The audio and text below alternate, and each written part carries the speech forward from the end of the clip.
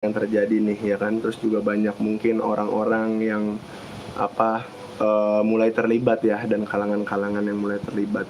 Dan mulai banyak yang apa ya, kalau kita bilang mengatasnamakan juga paranormal, praktisi atau dukun kita bilang ya kan, ada yang main melaporkan atau juga terlibat di dalam kasusnya antara Marcel dan Busan Studio.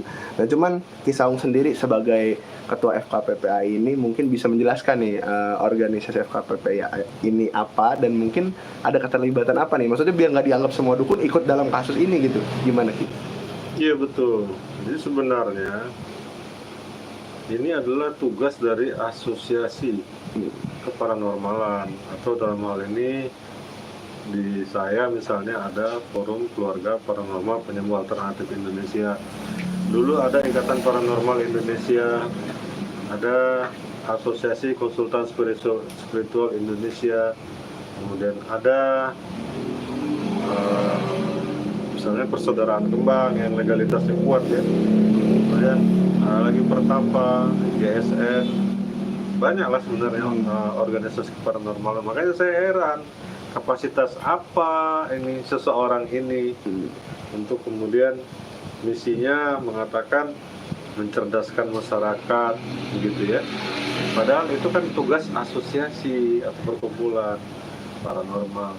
Contohnya di FKPPAI itu kami ada kode etik paranormal yang disebut sebagai Nama Dharma. Jadi tugas kami itu adalah mendata, ikut serta bermitra dengan pemerintah untuk ketertiban praktek keparanormalan dan penyembuh alternatif.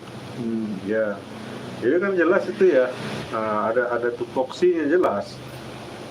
Nah kalau membawa dirinya sendiri, lalu dia itu siapa?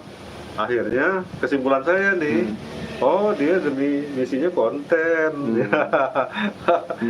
Dia menuduh misalnya dukun berjubah agama, nah dia pesulap berjubah agama.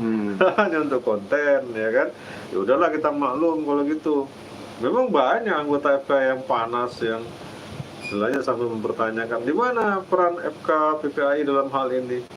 Lalu saya jawab, sabar, tenang, biar ini menjadi masalah hukum, pasti nanti juga akan ada masalah di koridor hukum, yaitu contohnya misalnya perbuatan tidak menyenangkan, pencemaran nama baik gitu ya. Udahlah itu biar aja hukum yang berlaku, karena kan kapasitas dia bukan atas nama asosiasi. Tapi asosiasi sendiri berarti memang sudah menerapkan apa ya, kalau kita bilang kode etik dan juga tupoksi yang jelas dalam mengatur praktisi memang pada apa ya, pada koridornya masing-masing begitu. Iya, itu tepat sekali. Seperti itulah gunanya atau keberadaannya asosiasi. Nggak hanya jadi tempat wadah silaturahmi ngumpul, enggak. Tapi jelas ada visi misi. Ya kan? Visi misinya berkaitan dengan kode etik tadi, sehingga kemudian organisasi berkewajiban apabila ada di antara anggotanya yang malpraktek, itu kami berikan teguran pertama, teguran kedua, teguran ketiga, dan kemudian membantu pemerintah kalau dia terkait masalah hukum, kita akan serahkan kepada pihak yang berwenang. Ya, karena ada data lengkap siapa yang masuk jadi anggota FKPPAI, itu ngisi formulir itu lengkap sekali, alamat semua, kemudian orang yang bisa dihubungi itu lengkap sekali, bahkan sampai ini kartu keluarga. Ya. Tapi kan mungkin ada beberapa pihak juga atau mungkin orang personal yang mengatasnamakan, kayak sempat juga yang melaporkan ya kan, asosiasi dukun se-Indonesia gitu. Maksudnya itu gimana Kisaung? Maksudnya apakah memang ada hubungannya kah, atau memang asosiasi dukun se-Indonesia ini yang dimaksud yang untuk ada yang sampai timbul pelaporan terhadap pesulap ini seperti apa Kisaung? Itu karena dia membawa nama dukun se-Indonesia nih gitu. Ya, itu kan maksudnya kalau yang bisa melaporkan jika ada yang merasa dirugikan. Nah, kalau hanya membawa saya dukun, saya merasa dirugikan dengan sikap si merah gitu kan, nah itu nggak kuat. Tapi kalau bawa asosiasi dukun Indonesia itu dianggap kuat. Nah, begitu. Berarti ada pengatasnamaan juga dong. Maksudnya jadi apa ya kalau kita bilang, jadi rancu juga nih, ini golongan dukun yang mana nih yang mencoba membawa atas nama Asosiasi Dukun Indonesia gitu. Ya, itu menurut keterangan dari pihak berwenang seperti itu. Itu ya, persyaratannya begitu. Kalau mau melaporkannya laporan pengaduan. Itu yang saya tahu. FKPPAI sendiri ini tapi hingga hari ini dan saat ini memang berarti memutuskan untuk bersikap netral ya? Ya, jadi kami itu menganggap karena ini seseorang yang membuat kerusuhan atau kericuhan, memecah belah, ada terindikasi memecah belah umat, itu hanya demi untuk kepentingan dia sendiri, maka kami mengambil sikap diam. Ya, kecuali kalau ada nanti terindikasi di belakang dia ada satu lembaga, misalnya itu ya kita lembaga lawan lembaga. Oke. Nah, tapi kan kalau kita bilang mungkin ya lawan dari pesulap ini kan juga ada yang menyebutnya bahwasannya orang ini paranormal yang dari Jawa Timur gitu mungkin. Ya kan. Nah, kalau setahu Kisaung sendiri paranormal dari Jawa Timur ini, tapi yang jelas mungkin bisa dikonfirmasi juga bukan di bawah naungan FKPPAI ya. Iya, bahkan tidak ada di bawah naungan siapapun, dia berdiri di atas naungan padepokan dia sendiri. Tidak ada dia, makanya lemah sekali itu. Tapi kalau misalkan untuk FKPPAI sendiri ini kan berarti juga bisa apa ya kalau kita bilang menjadi salah satu landasan juga atas ada legalitas dasar dia praktek ataupun organisasi-organisasi yang lain. Jika memang tidak ada organisasi atau mungkin dia berdiri sendiri, berarti legalitasnya juga patut dipertanyakan, Kisaung. Iya, menjadi lemah karena tidak ada rekomendasi gitu, tidak terdaftar di organisasi itu sama dengan tidak ada siapa yang menjamin keahlian dia betul profesional itu kan. Tapi Kisaung, mungkin ada uji kompetensi tersendiri nggak sih kalau misalkan pengen masuk FKPPAI itu sendiri? Ada di FKPPAI ada. Biasanya poin-poin penilaian seperti apa sih? Ya. Biasanya poin-poin penilaiannya seperti apa sih agar ada sebuah standar yang tercipta begitu? Ya.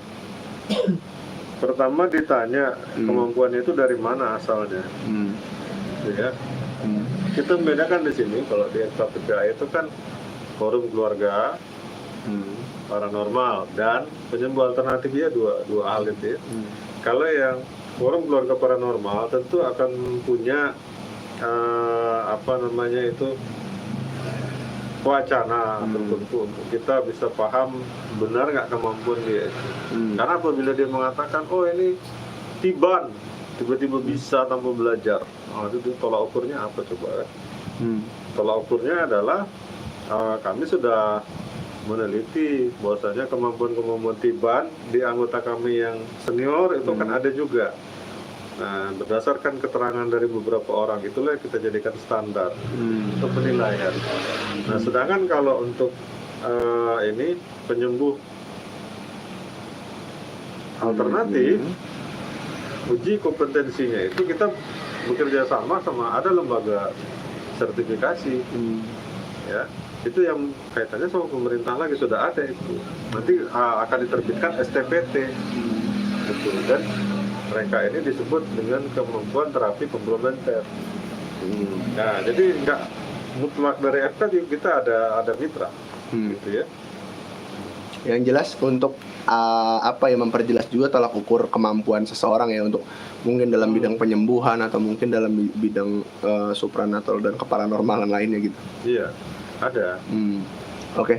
Nah, sebenarnya tapi kalau misalkan kita membicarakan tentang kasus yang lagi ramai ini kan, dia kan selalu kalau kita bilang oh ya udah kalau misalkan istilahnya kasus ini itu kan nggak mungkin mempengaruhi atau gimana ya kan kalian punya keilmuan masing-masing, dia senggol-senggol apalah ya kan, kayak penglaris lah ya kan.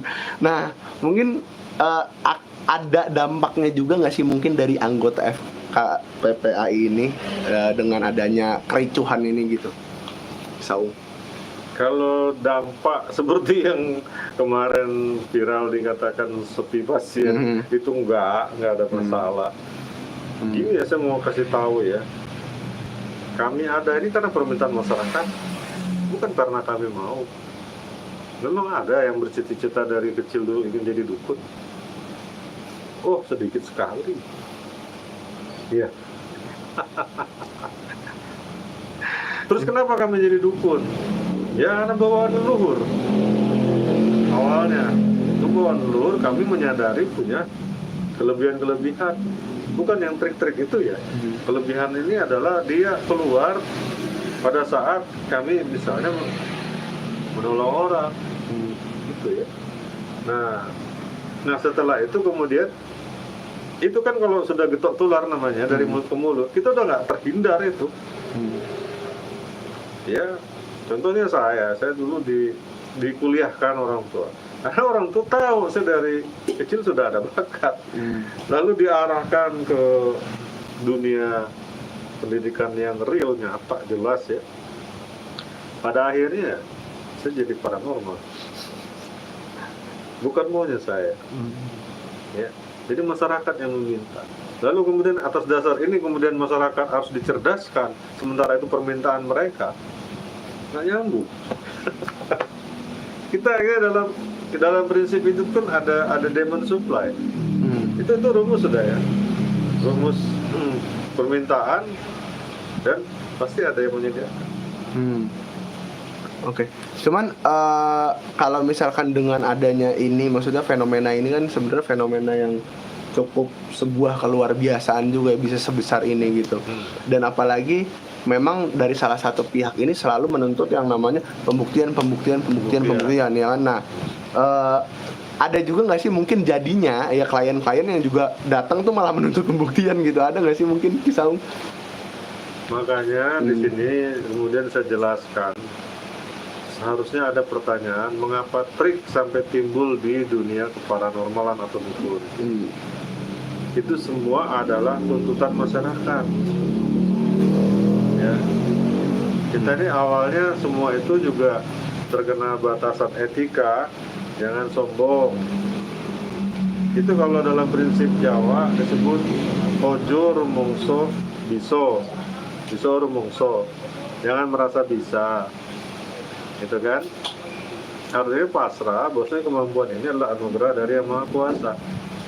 Nah lalu tiba-tiba masyarakat minta kita mengatraksikan kemampuan itu.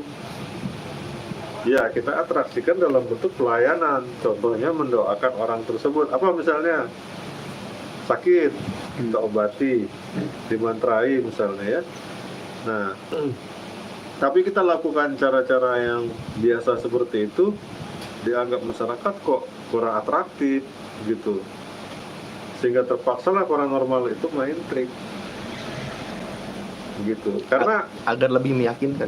Untuk lebih meyakinkan itu mungkin yang bisa lebih dijelaskan yang disebut sebagai kalau dalam dunia kedokteran efek placebo. Ya, bahkan kedokteran kan menggunakan itu. Apakah itu nipu? Awalnya tidak gitu ya. Tapi lama-lama oleh oknum tertentu itu disalahgunakan demi untuk mendapatkan uang yang banyak. Disalahgunakan. Tapi bukan karena itu kemudian masyarakat bodoh harus dicerdaskan gitu ya. Itu memang permintaan mereka. Apa saya mau bilang? Ada seorang profesor dari lembaga terhormat di Indonesia yang mendukung Kanjeng Dimas. Apa dia bodoh? Dia ngomong masalah uang gaib kan enggak gitu kan. Tapi pada dasarnya manusia itu adalah manusia yang tidak lepas dari sisi perasaan. Bisa buta karena cinta satu, bisa buta karena duit dua, dan ketiga kekuasaan kan sudah itu yang bisa bikin rusak semuanya. Disinilah peran paranormal itu muncul karena permintaan mereka. Nah kita ikuti maunya mereka dengan cara-cara yang tidak fair seperti itu. Pada saatnya kita luruskan. Tapi ada yang mau meluruskan, ada yang namanya juga manusia, ada yang hilaf. Itu disebut mau praktek ya. Nah tugas kami dari asosiasi perkumpulan inilah meluruskan hal-hal yang tersebut, mengingatkan setiap kumpul ingat ya, jangan mau praktek. Dan tetap dengan keyakinan penuh terhadap kemampuan yang dimiliki masing-masing, jangan lebay. Jangan gunakan trik. Kalau tidak, nanti kami akan bertindak. Gitu. Berarti tetap sudah dihimbau seperti itu juga. Iya, Dan- iya, ada himbauan. Itu organisasi ada himbauan. Oke, terakhir mungkin Kisaung cuman melihatnya menanggapi masalah ini yang sudah sebesar ini, Iya. mungkin nantinya atau mungkin kedepannya akan ada kemungkinan nggak sih FKPPI juga akan membuat sebuah pergerakan untuk apa ya kalau kita bilang meredam Ya. situasi ini juga gitu. Jelas ya, jelas namanya kita kan bermitra dengan pemerintah. Kita akan membantu pemerintah untuk penertiban. Dan itu semua dilakukan secara melalui koridor hukum. Ya. Nah, jadi nanti kan pemerintah yang berhak untuk mengatasi situasi ini. Ujung-ujungnya kan begitu, kami sebagai mitra di situ posisi itulah. Nah, mitra pemerintah. Berarti penegakan hukum tetap diserahkan kepada penegak hukum ya. Penegak hukum. Ya, betul. Oke, kalau gitu Kisaung, terima kasih banyak Iya, atas sama-sama. komentarnya. Oke. Mau gantian itu?